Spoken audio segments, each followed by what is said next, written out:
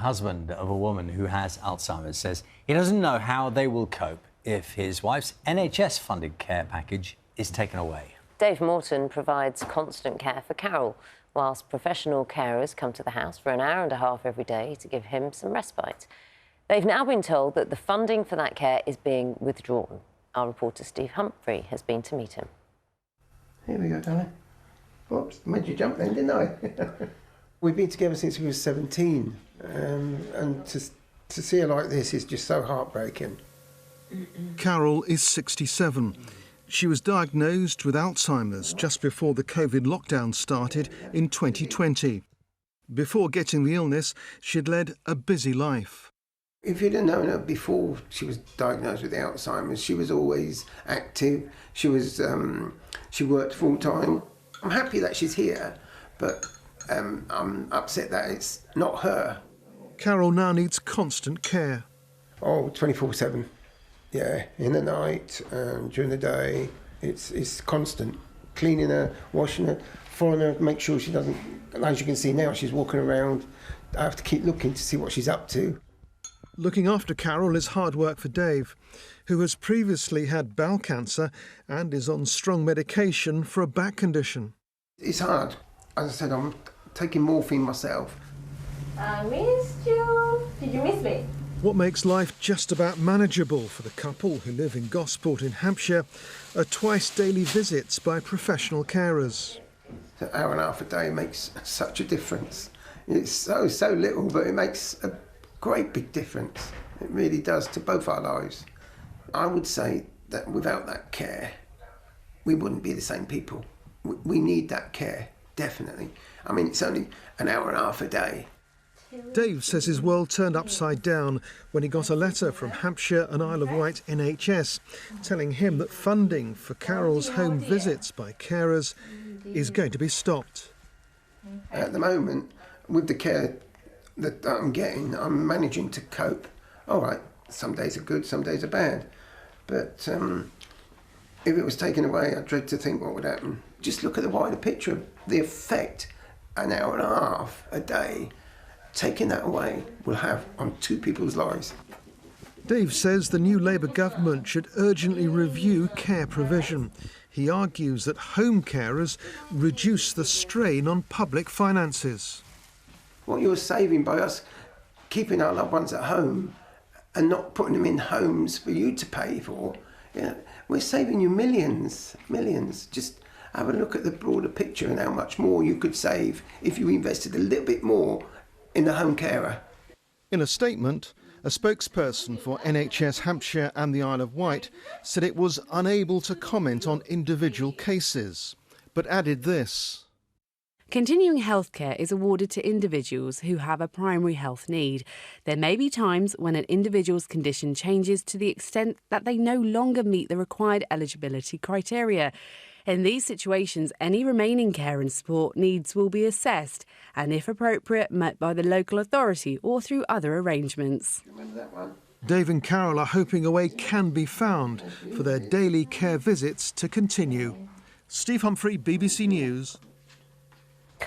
We're joined now by Bill Wilson, whose wife Jo died of dementia, also by Marion, who's from the Alzheimer's Society. Good morning to you both. Bill, we were just watching Dave and Carol there in that situation, and I was saying to you, Dave obviously worried about his care being withdrawn, and you just said that's the moment when it hits so hard, doesn't it? Yeah, you literally crash back down to earth.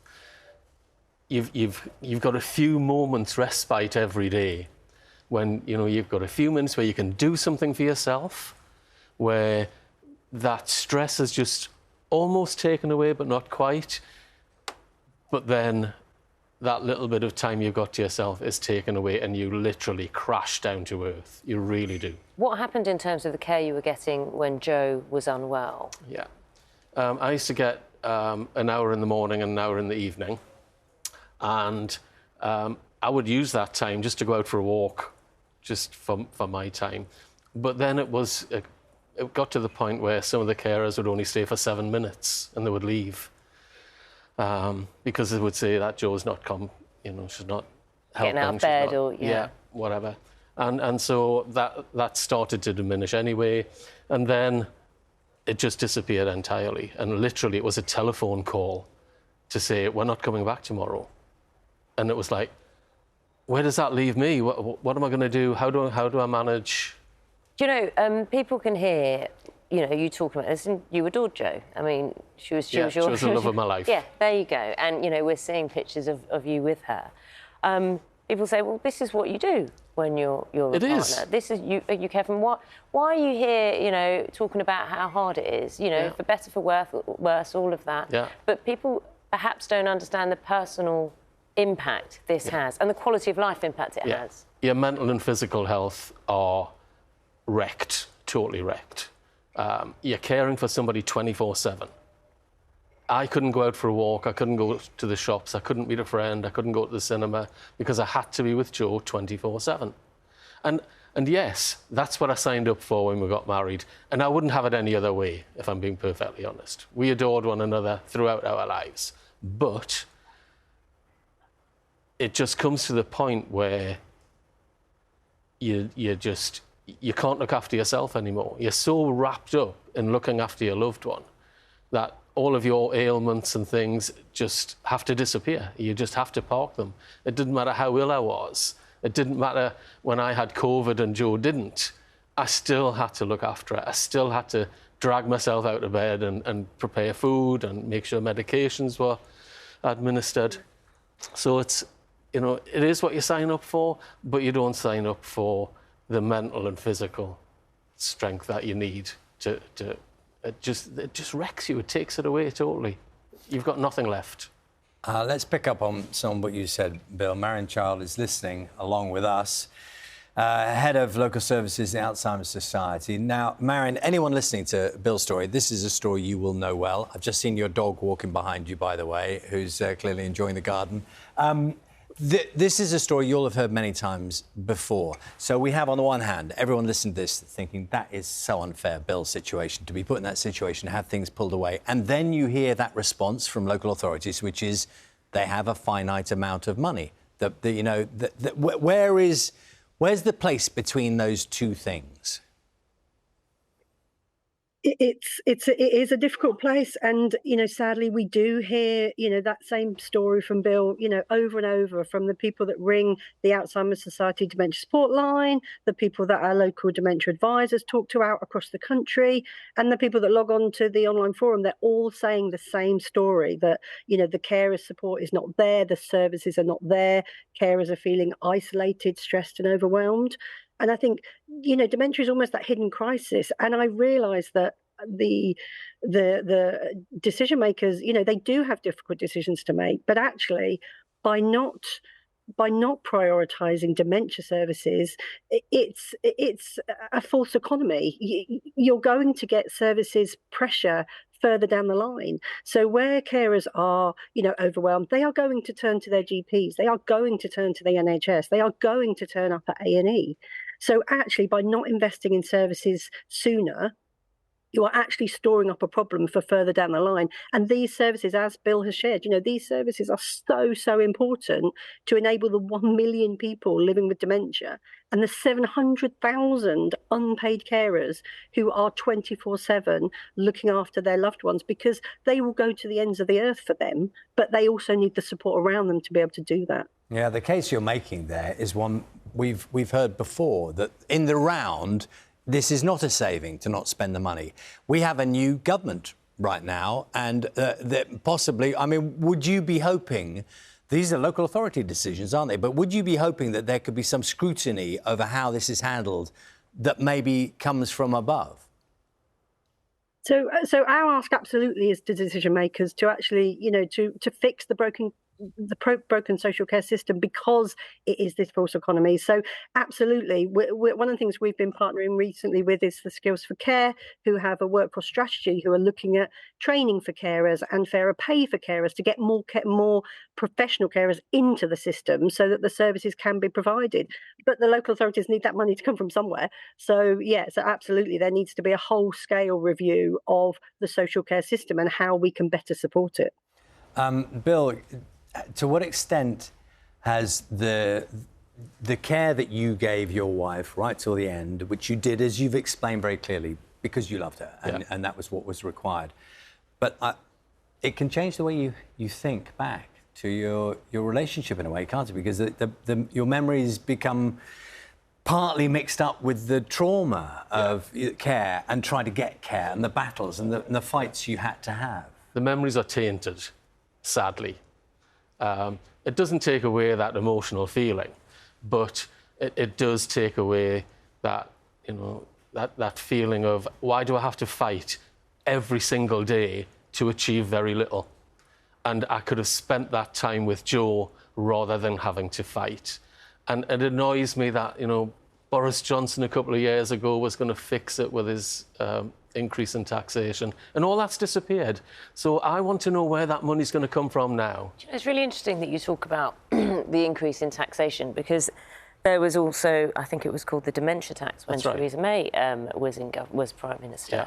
And what was considered the backlash amongst people. Now, just as a carer, how do you think carers are viewed by the general public? Do you think it gets to the point where, until it hits me, I don't realise? Yeah, and that's exactly right. And that's how I was, if I'm being perfectly honest. You know, you don't think about it until it affects you personally. And even then, it takes a while for that to actually sink in, what it actually means to you.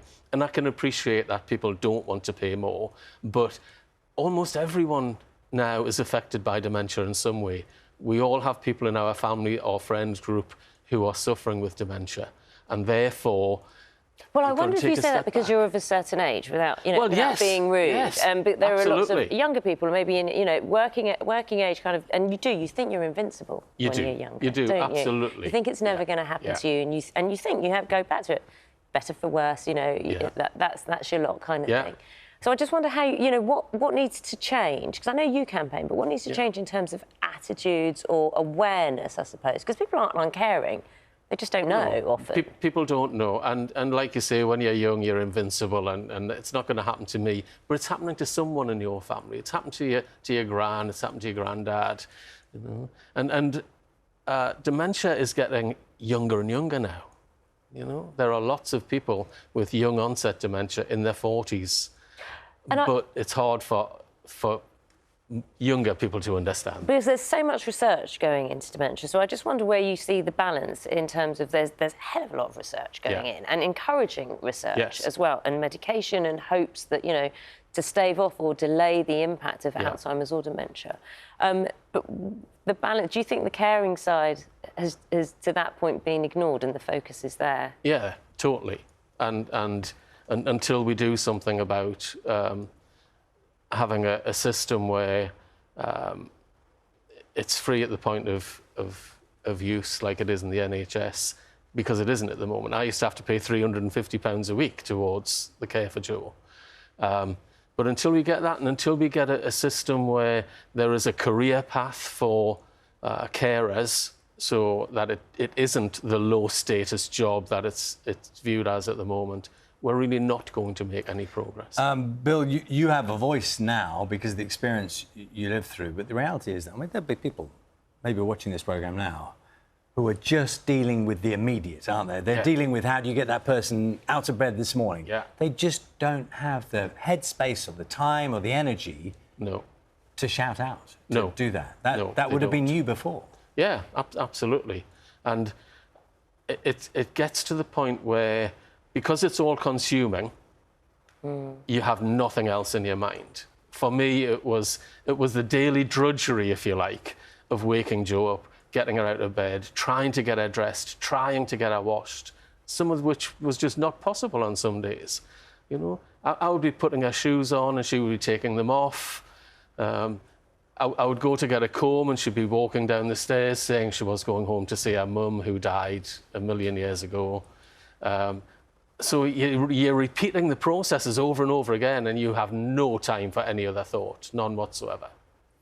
Thank you for, sharing this story, and it really matters. And the detail and the reality of these things matters too, that people understand more. And the work you're doing as well. Yeah, Bill, thank you very much. And Marion, I really appreciate your time this morning. I just think it was so important to hear Bill's story as well, so we appreciate your time as well. Good speaking to you this morning.